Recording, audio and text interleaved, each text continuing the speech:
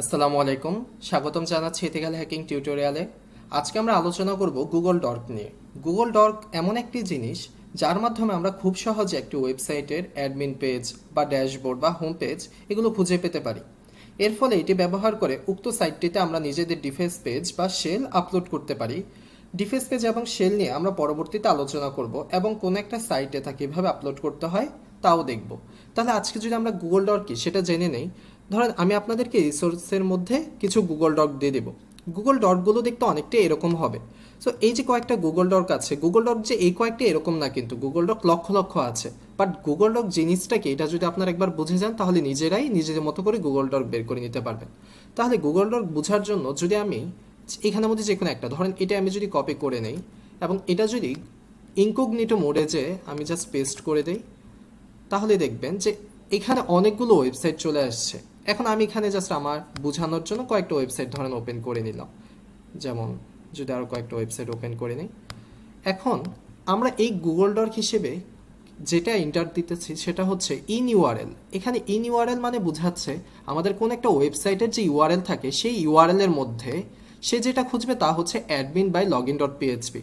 এরকম কিছু যদি থাকে ইউআরএল এর মধ্যে সে সেটা খুঁজে বের করবে, বা যেসব সাইটে এরকম কিছু আছে সেই সাইটগুলো সে দেখাবে। যদি admin by log in dot PHP না পায় তাহলে সে লগ ইন ডট পিএইচপি এরকমও যদি কিছু পায় বা এই রিলেটেডও যদি কিছু পায় সেই ওয়েবসাইটগুলো আপনাকে দেখাবে। যেমন আমরা যদি এই উদাহরণটাতে চলে যাই এই ওয়েবসাইটে, তাহলে দেখবেন শেষে আমাদের লগ ইন ডট পিএইচপি এই জিনিসটা সে এই সাইটটাতে পাচ্ছে, তাই আমাদের যে আউটপুটের মধ্যে এই সাইটটা আমাদেরকে দেখাচ্ছে। আবার এই যে ওয়েবসাইট, এখানেও লগ ইন ডট পিএইচপি আছে, এখানেও এই যে এখানে পুরো admin by log in dot PHP পুরাটাই সে খুঁজে পাচ্ছে। এখানেও সে admin log in dot PHP ওই রিলেটেড যেরকম ধরনের সম্ভব বা যত ধরনের ওয়ার্ড সম্ভব সেই সবগুলোই আপনাকে প্রদর্শন করবে। সো এই হচ্ছে মোটামুটি গুগল ডক। সো গুগল ডকের মাধ্যমে আমরা আমাদের প্রয়োজন মতো যে কোনো একটা ওয়েবসাইট খুঁজে পেতে পারি।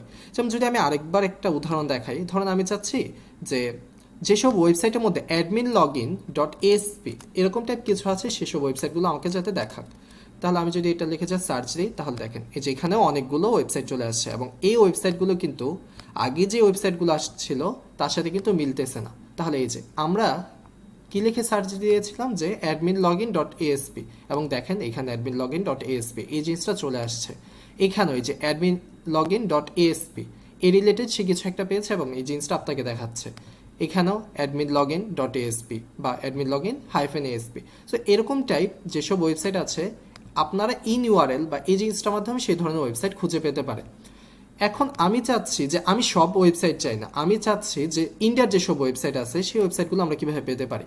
তো যদি আপনার ইন্ডিয়ার ওয়েবসাইট পেতে চান তাহলে যেটা করবেন সাইট কোলন ডট ইন এই জিনিসটা লিখে যদি সার্চ দেন তাহলে দেখবেন এখানে সব ইন্ডিয়ার ওয়েবসাইট চলে আসছে। দেখেন সবগুলোর শেষে ডট ইন এই জিনিসটা দেখা যাচ্ছে। তাহলে এই যে ডট ইন ইন্ডিয়ার জন্য যে এটাই দিতে হবে, এটা কীভাবে বুঝলাম? এটাকে সাধারণত বলা হয় টপ লেভেল ডোমেইন, বা আমাদের শেষে যেটা থাকে যেমন ORG dot in dot BD. যেমন আমরা যদি চাই যে আরব আমিরাত এটার জন্য কি হবে, এটার জন্য হবে ডট এই।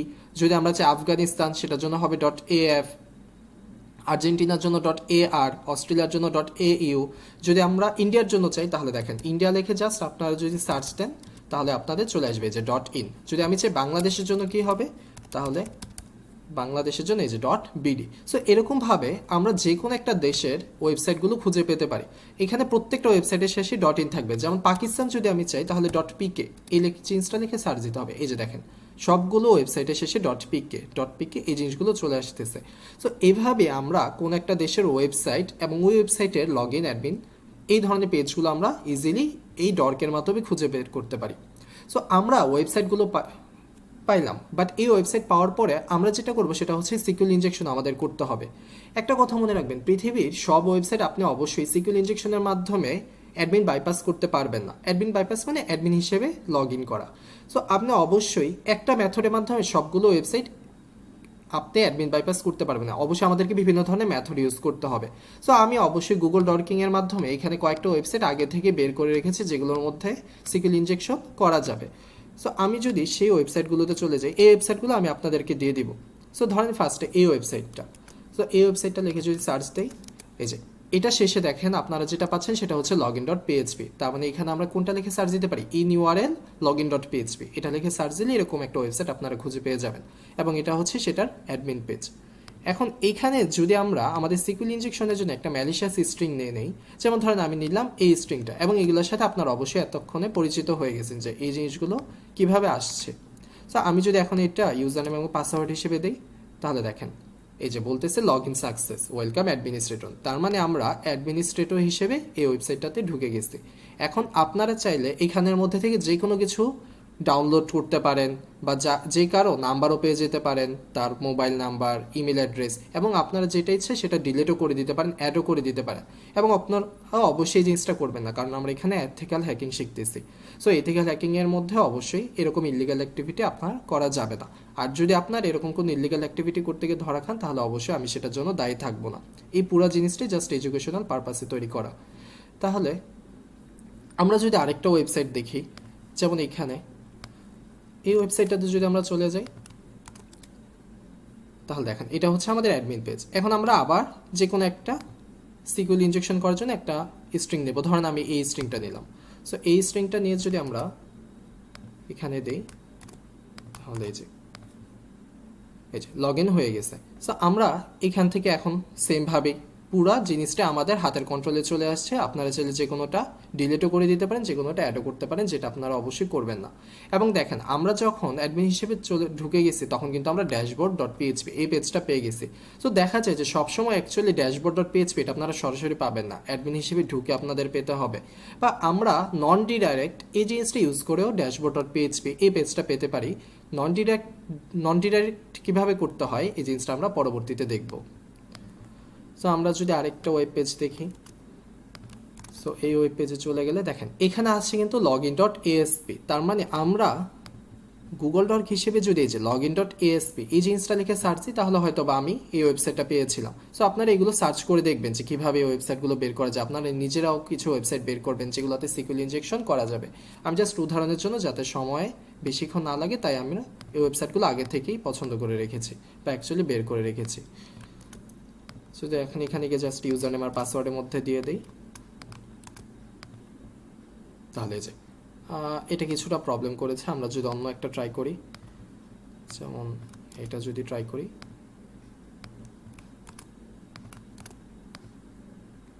আচ্ছা ওকে। সো এই যে আমাদের অ্যাডমিন হিসেবে আমরা ঢুকে গেছি। সো আমরা চাইলে আবার লগ আউটও করে দিতে পারেন। এবং যদি আমরা আরও অনেকগুলো যে ওয়েবসাইট আছে সেগুলো যদি ট্রাই করি, যেমন এই ওয়েবসাইটটা যদি ট্রাই করি,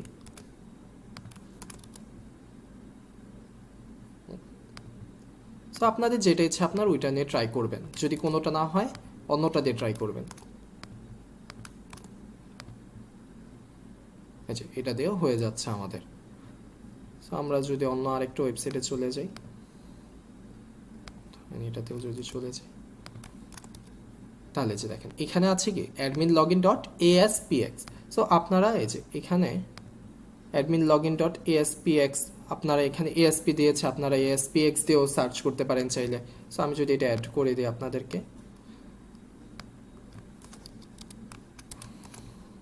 ASPX এই জিনিসটা দিয়েও আমরা চাইলে ট্রাই করতে পারি। এখন এখানে যদি আমরা সিকিউর ইনজেকশন করার ট্রাই করি, তাহলে আমি ধরেন এটাই নিয়ে নিলাম, নিয়ে যদি এখন ট্রাই করি, তাহলে এই যে আমরা সহজেই অ্যাডমিন হিসেবে ঢুকে গেছি। তো এভাবে আমি এখানে আরও অনেক কয়েকটা ওয়েবসাইট দিয়ে দিচ্ছি, আপনারা এখানে চাইলে ট্রাই করতে পারেন। আমি রিসোর্স ফোল্ডারের মধ্যে এই জিনিসগুলো দিয়ে দেবো আপনাদেরকে, এবং এখানে কিছু পেলোডও দিয়ে দেওয়া আছে। আমি আবার বলি, পেলোডও কিন্তু এরকম নির্দিষ্ট সংখ্যক না, আপনারা চাইলে এরকম আরও অনেকগুলো পেলোড চাইলে বের করতে পারেন।